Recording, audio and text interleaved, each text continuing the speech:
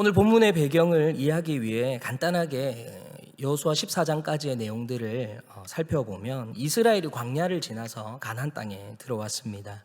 요단강도 건넜고요. 여리고성과 아이성도 함락했습니다. 물론 아이성을 함락할 때는 아간이라는 사람의 죄 때문에 약간의 문제가 발생했지만 이 아간을 처리하는 과정 가운데 이 가나안 땅에서 우리가 어떻게 승리해야 하는구나라는 중요한 비결을 배울 수도 있었습니다. 이후에 조금씩 이제 가나안을 정복해 나가는 이스라엘이 좀 강대해지자 이스라엘을 두려워하는 가나안 민족도 가나안 원주민도 나오기 시작합니다. 대표적으로 기브온이라는 민족이 이스라엘에게 거짓으로 화친을 요청하므로 이스라엘이 실수로 가나안 민족인 기브온 거민들과 화친을 맺는 실수를 저지르게 됩니다. 그리고 이 실수로 인해서 이스라엘은 가나안의 남부 지방의 여러 왕들의 연합군과 직접적으로 맞닥뜨리는 사건이 발생하게 됩니다. 다행스럽게도 하나님은 이 가나안 남부지방 동맹과의 전쟁 가운데 하나님이 직접 개입하여 주심으로 여호수아와 이스라엘은 승리를 거두게 되고 가나안 남부지방의 땅을 정복하며 이제 가나안 전 지역 정복 전쟁의 본격적인 서막이 알려지게 됩니다. 그런데 이제 세월의 장사가 없는 것이죠. 사람의 인생이 무한하지 못하듯이 여호수아도 세월을 이길 수는 없었습니다. 시간이 흐르면서 여호수아가 직접 나서서 전쟁을 치르지 못하는 상황을 맞이하게 되었던 것입니다. 그 내용은 여호수아 13장에 나오는데 13장 1절을 보면 이렇게 이야기합니다. 여호수아가 나이가 많아 늙음에 여호와께서 그에게 이르시되 너는 나이가 많아 늙었고 얻을 땅이 매우 많이 남아 있도다. 그러니까 여호수아는 자연스럽게 나이를 먹은 것이기는 한데요. 문제는 여호수아가 이제 늙어서 일을 잘 하지 못하는 상황 가운데 있지만 아직 정복해야 할 가나안 땅은 많이 남아 있었던 것이죠. 그래서 하나님은 여호수아와 이스라엘에게 새로운 명령을 내리셨습니다. 그동안은 여호수아가 이스라엘의 공격을 이제 주도해서 가나안의 크고 작은 동맹군들과 또는 지방들과 이렇게 싸워서 승리를 해왔는데 이제 여호수아가 직접 이스라엘 전체를 이끌고 전쟁을 하지 말고 이스라엘 각 지파가 지역을 좀 나누어서 각자가 배정받은 땅에 있는 가나안 족속과 전쟁을 하며 하나님이 주신 땅을 차지하도록 새로운 명령을 내리신 것이죠. 하나님은 이러한 과정이 이미 생길 것을 다 예상하시고 민수기, 그러니까 이미 가나안 땅에 들어오기 전에 모세가 있을 때부터 이 상황 가운데 어떻게 행동해야 할지, 그리고 가나안을 나누는 경계는 어떤 식으로 해야 할지에 대해서 이미 다 알려주셨습니다. 그 내용들은 민수기 34장에 나오는데 34장 13절을 보면 모세가 이스라엘 자손에게 명령하여 이르되 이는 너희가 제비 뽑아 받을 땅이라 여호와께서 이것을 9지파 반쪽에게 주라고 명령하셨나니. 자, 여기 보면 모세는 가나안 땅을 9지파와 반쪽 지파의 땅이 되도록 제비를 뽑아서 이제 나눌 것이다라고 언급을 하고 있습니다. 왜 12지파가 아니고 9지파와 반쪽 지파냐라고 얘기하면 14절 이는 르우벤 자손의 지파와 갓 자손의 지파가 함께 그들의 조상의 가문에 따라 그들의 기업을 받을 것이며 므낫세의 반쪽도 기업을 받았음이니라. 요 말은 어떤 거냐면 이미 요단강을 건너기 전에 요단 동쪽의 땅이 좀 좋았거든요. 목초지로 좀 좋은 땅이었습니다. 그래서 이 르우벤과 갓과 그리고 므낫세의 절반 지파가 여기를 그냥 우리 주면 안 되냐 이렇게 해가지고 살짝 문제가 생긴 적이 있었습니다. 그때 모세가 그렇게 하면 우리가 다 망한다 이런 이야기들을 했는데 대신 르우벤과 갓과 므낫세의 절반 지파는 우리가 여기를 기업으로 받더라도 가나안 정복 전쟁에는 동참하겠다라고 얘기를 해서 지금까지 계속해서 함께 해오고 있었던 것이죠. 그래서 이미 기업을 받은 2지파와 절반 지파는 내버려 두고 9지파와 남은 므낫세의 절반 지파가 이제 가나안 땅 전체를 제비 뽑기 해서 기업으로 받게 되는 것입니다. 자, 이런 상황 가운데 이제 여호수아에게 남은 명령은 이스라엘을 이끌고 여호수아가 대표해서 전쟁을 치를 것이 아니라 아직 정복하지 못한 가나안 땅을 이제 남은 지파들에게 제비를 뽑아서 나누어 주는 일이 남은 것이죠. 이게 이제 오늘 본문의 배경이 되는 겁니다. 이제 여호수아와 그 지파의 족장들이 땅을 분배하는 과정 가운데 있는 것입니다. 그런데 땅을 분배한다는 의미는 이미 차지한 땅을 나눈다는 의미는 절대 아닙니다. 아직 정복해야 될 땅이 많이 남아 있잖아요. 그러니까 가나안 땅을 지금 나눈다고 해서 이미 차지한 땅을 나누고 남은 땅은 알아서 해라 이런 것이 아니라 분배받은 지역들로 각 지파가 이동을 해서 그곳에 사는 가나안 원주민들과 이제는 각 지파가 개별적으로 전쟁을, 그러니까 여호수아가 대표해서 전쟁을 치르는 게 아니라 개별적으로 전쟁을 취하고 그들을 멸하고 그 분배받은 땅을 차지하는 것까지 이제 각 지파가 어떻게 보면 개별적으로 그 임무들을 수행해야 되었던 것입니다. 지금까지 방법과는 다른 방법이에요. 지금까지는 여호수아가 선두로 하나님과 직접 소통하고, 그리고 여호수아가 명령하면 이스라엘 12지파는 따르기만 하면 됐거든요. 그래서 긴밀히 연합하여 연합군을 구성해서 거대한 적이든 작은 적이든 여호수아가 이끄는 대로 하면서 싸웠는데, 이제는 여호수아라는 대표가 사라지고 각 지파가 하나님과 소통하며 각 지파가 자기에게 분배받은 땅에 있는 가나안 원주민들과 전쟁해서 그 땅을 차지해야 되는 상황이 이제 펼쳐지게 된 것입니다. 그리고 가나안의 남은 땅을 정복하기 위한 땅 분배가 여호수아를 통해 시작하는 것이 이제 오늘 본문의 배경이 되어집니다. 근데 이 땅을 분배하는 게 쉽지가 않아요. 여러분, 최근에 우영우라는 드라마에 보면 우리 교회 고인범 집사님이 동동1로 나왔나요? 네, 동동1, 동동2, 동동3이라는 사람을 해가지고 그 형제들이 그 부모의 땅을 분배받는 거 하면서 막 이렇게 소송 걸고 막 이런 에피소드가 나왔는데, 누군가의 땅을 그 자손들이 분배할 때 문제가 생기기 참 쉽습니다. 왜냐하면 이 땅 분배가 이렇게 어려운 이유는요, 땅의 가치가 동일하지 않기 때문이고, 그 땅을 나눌 때 그 사람들이 정확하게 이렇게 서로가 하나도 비교할 때 한치 오차도 없이 정확하게 그 땅을 나누는 게 결코 쉽지 않기 때문에 그렇습니다. 생각해 본다면 우리가 이 땅에서 아파트나 원룸과 같이 집을 구할 때도 내가 구하는 집이 역세권이냐 아니냐에 따라서 가격이 엄청 다르잖아요. 주변에 어떤 환경이 있느냐, 시내가 가까운가, 교통이 편리한가, 편의시설이 가까이 있는가, 이런저런 이유를 통해서 땅값과 집값이 엄청나게 달라집니다. 현재 우리가 살아가고 있는 이 부산이라는 좁은 지역도, 또 대한민국이라는 이 좁은 지역도 이렇게 땅값이 다른데, 하물며 12지파가 가나안이라는 큰 땅을 가지고 땅을 나눠야 하니 은근히 서로가 좋은 땅을 가지고 싶은 욕심들이 있기 때문에 이 땅을 분배하는 것 자체가 쉽지는 않은 것이죠. 게다가 가나안 땅은요, 전체가 다 똑같은 땅이 아니에요. 어디에는 산지가 있고요, 어디에는 평지가 있고, 어떤 지역은 바닷가 해안 근처고, 어떤 곳은 요단강 근처가 있고, 어떤 지역은 강이나 물이 아예 없는 메마른 땅도 있고, 어떤 곳은 목초하기 좋은 땅도 있어서, 그리고 이미 차지한 땅도 있고, 그리고 완전히 손대지 못한 땅도 있는 그런 여러 지역들이 골고루 있었기 때문에 이것을 자로잰 듯이 동일하게 모든 지파가 이렇게 서로 다툼 없이 나누는 것은 결코 일어날 수 없는 일이었습니다. 근데 신기한 것은요, 이 땅을 나누는 데 있어서 아무런 잡음이 없었다는 겁니다. 나눈 땅을 차지하는 과정 가운데 큰 잡음이 생겨날 것도 같은데, 그동안 출애굽기와 또 여호수아를 통해서 본 이스라엘 민족이라면 이런 상황에서 사고 하나 칠 것 같은데, 그래도 그 땅을 분배하는 과정에서 큰 문제가 발생하지 않았던 것이죠. 어떻게 땅을 분배하는 과정에, 이렇게 민감하게 땅을 분배하는 과정에 문제가 없었는지 오늘 본문의 내용을 한번 살펴본다면, 오늘 본문 속 6절은요, 땅 분배가 시작되는 이때 돌발적인 상황이 생겼음을 보여줍니다. 우리가 이제 아까 12, 13절 읽었는데 12절부터 더 앞에 있는 6절에 또 돌발적인 상황이 생겼어요. 여호수아 14장 6절을 보면, 그때 유다 자손이 길갈에 있는 여호수아에게 나오고 그니스 사람 여분네 아들 갈렙이 여호수아에게 말하되, 성경은 그때로 시작하죠.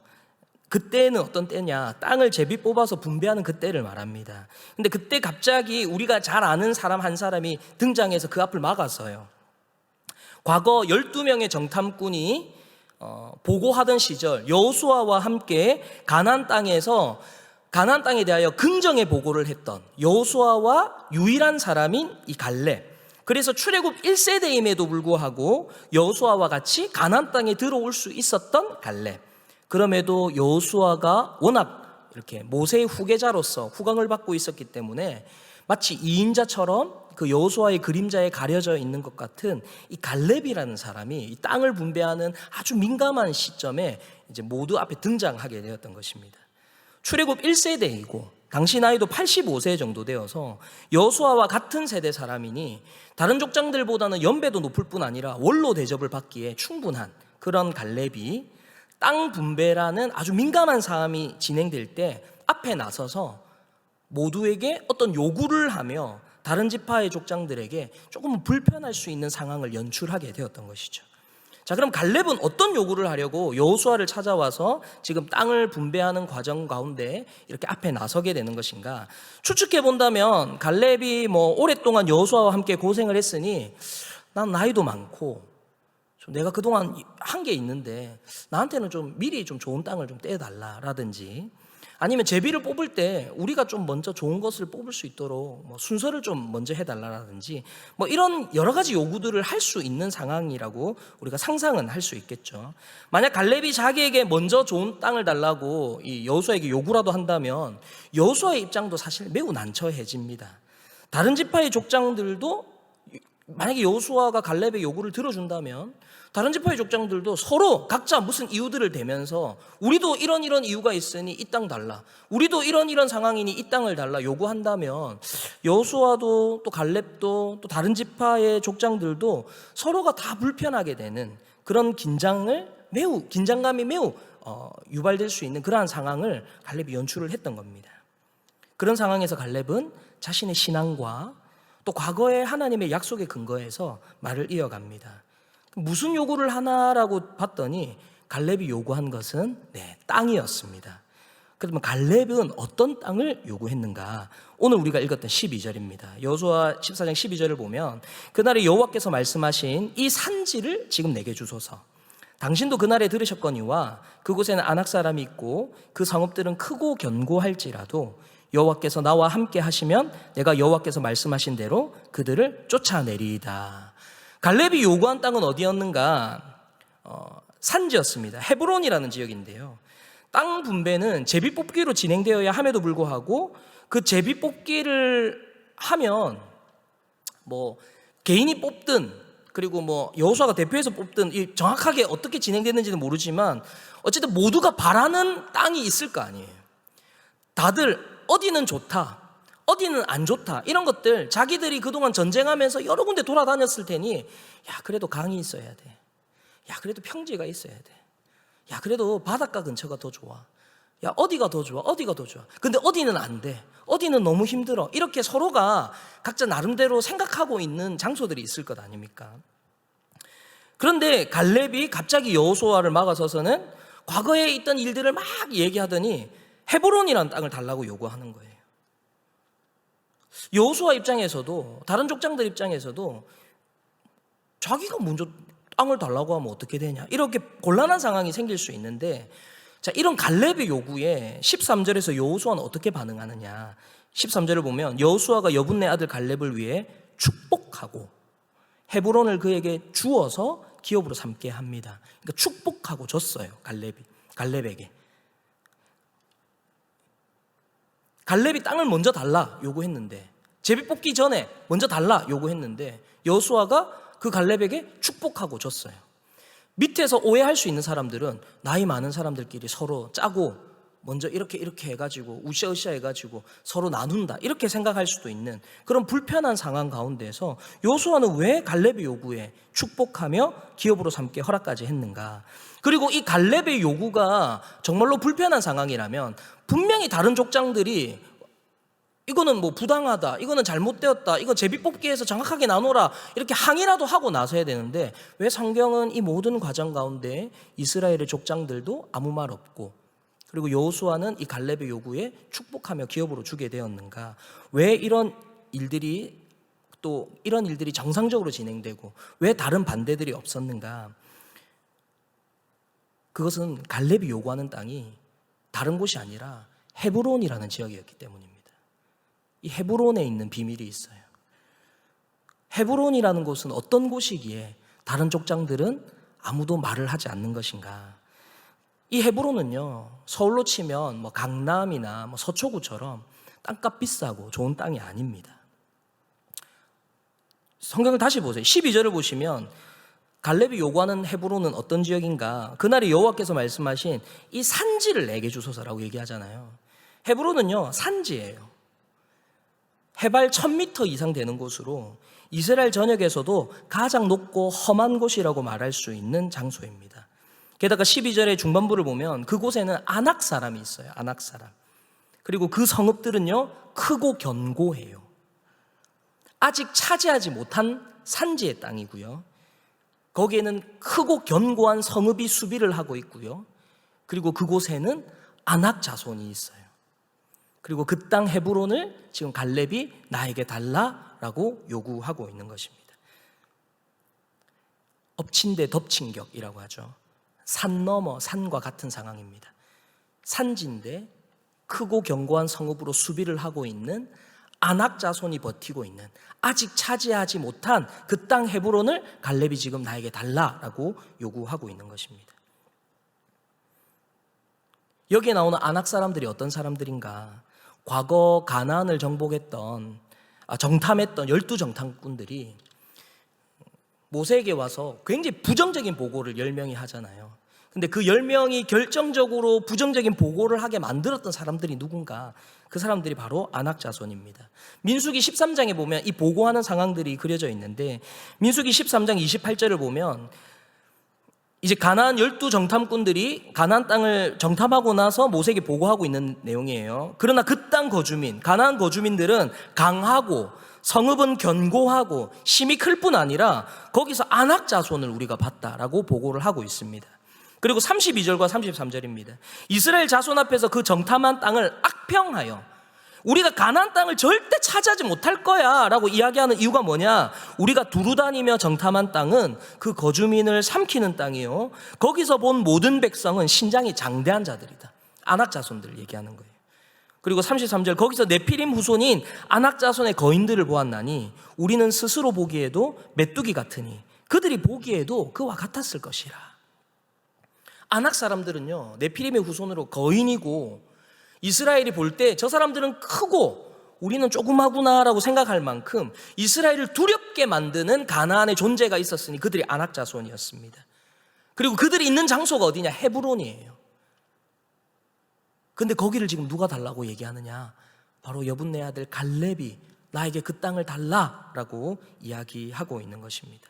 40년이 흐른 지금도, 정탐했던 그때도 아낙 자손들이 있었지만 40년이 지난 지금도 여호수아와 이스라엘 백성들이 손도 대지 못한 그 헤브론이라는 땅, 아직도 그곳에는 크고 견고한 성읍이 있고 아낙 자손들이 버티고 있는 그 땅 헤브론을 이스라엘 백성들도 다 알고 있었습니다. 저 땅은 절대 안 돼. 저 땅은 혹시 잘못 걸리면 우리는 뼈도 못 추려. 저 땅은 걸리면 그냥 없다 손 쳐야 돼.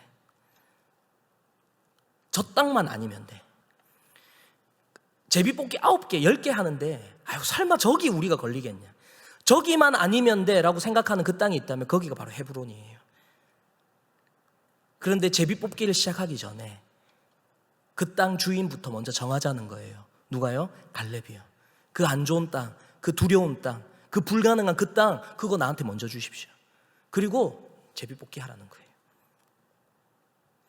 이스라엘 족장들이 왜 입 다물고 아무도 반대 안 했는지가 나오는 것이죠.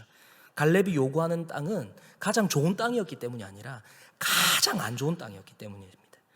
오히려 모든 족장들이 가장 피하고 싶은 땅, 모든 지파가 가장 피하고 싶은 땅, 절대 가질 수 없다고 생각하는 그 땅이 바로 헤브론이었는데, 그 땅을 갈렙이 지금 누가 시킨 것도 아닌데, 누가 등 떠민 것도 아닌데 지금 갈렙이 그 땅을 달라고 하니 다른 지파들이 조용히 입 다물고 있는 것이죠. 그리고 이런 갈렙의 헌신이 있었기 때문에 여호수아가 그 갈렙의 마음을 알고 갈렙을 축복하고 그 땅을 갈렙에게 기업으로 주었던 것입니다. 그러면 갈렙 입장에서는 왜 그렇게 불가능에 가까운, 그리고 차지하기 그렇게 어려운 그 헤브론을 왜 갈렙은 달라고 요구하고 나섰는가? 바로 그 헤브론에 하나님의 약속이 있는 땅이었기 때문입니다. 그 헤브론이 바로 하나님의 약속이 있고 하나님을 예배하는 장소였기 때문이죠. 과거 아브라함의 시절에 소돔과 고모라를 선택하며 떠난 롯과 달리 동서남북의 모든 땅을 주겠다는 이 백지수표를 가지고 하나님이 아브라함을 찾아오셔서, 아브라함아, 네 조카 롯은 저기 소돔과 고모라 보고 떠났지만 야, 동서남북을 봐라. 거기 보고 네가 달리는 그 모든 땅을 내가 너에게 주겠다라고 하나님이 아브라함을 찾아오셔서 위로하셨을 때 아브라함이 선택한 지역이 있어요. 아브라함은 동서남북을 선택하지 않고 위로 올라가요. 위로 올라가더니 거기서 제단을 쌓고 하나님을 예배하였어요. 그곳이 어딘가? 바로 헤브론이라는 곳이었습니다. 아브라함의 아내 사라가 죽은 이후에 아브라함이요 직접 돈을 주고 사서 땅을 삽니다. 사라는 여기에 장사되어야 한다며 그 땅을 사서 장사한 그곳이 어디냐? 그곳이 바로 헤브론이었습니다. 이후에 이삭과 리브가가 장사된 곳 역시 헤브론이었고요. 야곱과 레아가 장사된 곳 역시도 헤브론이었습니다. 믿음의 선조들이 하나님의 약속을 기다리며 자신의 시체가 거기에 묻혀서 하나님의 약속이 마지막에 성취될 때 거기에서 깨어나기를 기대하며 묻혔던 바로 그곳이 바로 헤브론이었습니다. 비록 지금은 아낙 자손들이 거대한 성읍을 짓고 그곳을 차지하고 막아서고 있지만 하나님의 약속이 있는 그곳 헤브론을 갈렙은 믿음으로 기업으로 삼아 아낙 자손에게서 그 땅을 되찾고 하나님의 약속을 믿음으로 소망하고자 그 땅 헤브론을 달라고 그 땅 헤브론을 기업으로 삼았던 것이죠. 이렇게 볼 때 갈렙의 선택은 이 세상의 가장 편안함, 또 이 세상에서 누릴 수 있는 가장 큰 성공, 또 이 세상에서 출세하는 지름길, 또 이 세상에서의 평안함과 안락함을 선택한 것이 아닙니다. 갈렙은요 모든 불편과 모든 고난을 감수하고서라도 나는 하나님을 예배하겠습니다. 나는 하나님의 약속을 소망하겠습니다라는 믿음의 고백으로 그 헤브론을 선택했다는 것입니다. 갈렙은 하나님을 향한 그 믿음 안에서 자신의 삶에 대한 분명한 분석과 해석이 있는 사람이었습니다. 하나님의 말씀대로 순종했더니 출애굽했고 하나님의 말씀대로 살아왔더니 광야를 지나서 가나안 땅에도 올 수 있었고 하나님의 말씀대로 살아왔더니 요단강을 건널 수 있었고 하나님의 말씀대로 순종했더니 불가능해 보이는 여리고성을 함락하는 것도 갈렙은 다 지켜봤죠. 반대로 하나님의 말씀에 불순종했더니 너무나 손쉽게 차지할 거라고 생각하며 하나님께 기도도 하지 않고 이스라엘이 스스로 차지하려고 나섰던 아이성에서는 대패하며 내가 이 땅에서 어떻게 살아야 하는구나 라는 것을 갈렙은 분명히 몸으로 깨닫고 또 자기의 삶을 어떻게 살아야 하는가 그 방향들을 결정하며 하나님의 말씀에 근거하여 자신의 삶을 조명하고 자기의 삶의 원리들로 삼는 믿음의 사람이었다는 것입니다. 하나님을 향한 그 믿음 안에서 성도가 살아가야 하는 삶의 원리들을 갈렙은 자신의 삶을 통해 경험하고 배우며 자신의 삶에 잘 적응하여 믿음 가운데 살아왔던 것이죠. 이것이 하나님의 능력을 경험하며 살아가는 사람들의 모습이라고 할 수 있습니다. 그리고 이렇게 살아왔던 갈렙이었기 때문에 헤브론에 있는 그 하나님의 약속을 기대하며 눈으로 보기에는 너무나도 안 좋아 보이는 그 땅 헤브론, 그리고 눈으로 보기에는 차지할 수 없을 것 같은 그 땅 헤브론을 선택하는데 갈렙은 한치의 망설임도 없었던 것입니다. 이런 갈렙의 선택은 이 땅을 살아가는 우리들이 이 땅 가운데서 무엇을 추구하며 살아야 하는지를 분명하게 보여주고 있습니다. 비록 우리는 이 땅을 벗하며 살아가고 있기에 이 땅이 보여주는 여러 가지 욕망들, 또 이 땅이 보여주는 성공들, 이 땅이 우리에게 제공하고자 하는 돈과 명예들, 또 평안한 삶들, 풍요로움들, 또 세상이 우리에게 제시하는 여러 가치관들, 훨씬 더 세련되어 보이고 좀 고급스러워 보이고 훨씬 더 뛰어난 것 같은, 또 합리적인 것 같은 그런 가치관들, 이런 것들로 우리를 유혹하며 그렇게 살아가는 것이 이 땅을 살아가는 진정한 지성인이다, 진정한 현대인이다라며 우리를 유혹할지 모르지만, 오늘 성경은 우리가 진실로 추구해야 하는 것이 무엇이며 우리가 무엇을 선택하며 살아야 하는지를 분명하게 보여주고 있습니다. 사랑하는 성도 여러분, 저는 오늘 말씀을 통해서 우리의 삶 가운데 다 덮어놓고 이제는 모든 기준은 무조건 하나님의 말씀이니 하나님만 선택하며 살아가십시오라고 쉽게 이야기하고 있는 것은 아닙니다. 다만 오늘 말씀을 통해서 지금껏 내가 살아온 날들, 또 지금껏 내가 선택해왔던 여러 가지 선택의 과정들을 한번 돌이켜볼 수 있으면 좋겠습니다.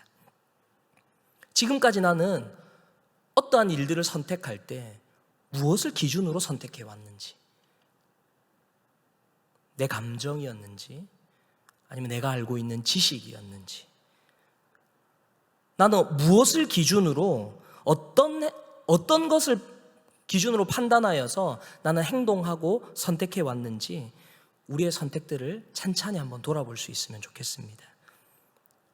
어떨 때는 우리가 연약하여 매우 인간적인 선택을 할 때도 있었을 것이고, 어떨 때는 우리의 욕망이 드러나서 매우 잘못된 선택을 했을 수도 있을 것인데, 사랑하는 여러분, 그럼에도 불구하고 우리가 지금 이 자리에, 우리가 지금 여기까지 올 수 있었던 것은 누구 때문이며 무엇 때문입니까? 저는 그것을 하나님 때문이요, 그리고 하나님의 은혜 때문이었다 고백하는 우리들이 되었으면 좋겠습니다. 갈렙은 자신이 지나온 모든 삶이 하나님의 은혜였다 고백하는 자였습니다. 그렇기 때문에 지금 헤브론이라는 불확실한 미래 앞에서도 갈렙은 하나님을 믿는 믿음으로 헤브론을 선택할 수 있었던 것입니다. 갈렙에게 헤브론을 주시고자 하시는 하나님은 지금도 우리가 믿음으로 하나님을 선택할 때에 우리에게도 약속의 헤브론 산지를 주시기를 원하심을 믿으시기 바랍니다. 하나님의 말씀을 따라 우리의 삶을 선택하고 또 결단함으로 하나님의 약속 안에서 누릴 수 있는 놀라운 은혜와 축복을 경험하고 누리며 살아가는 저와 우리 모든 성도님들이 되시기를 주님의 이름으로 축복합니다.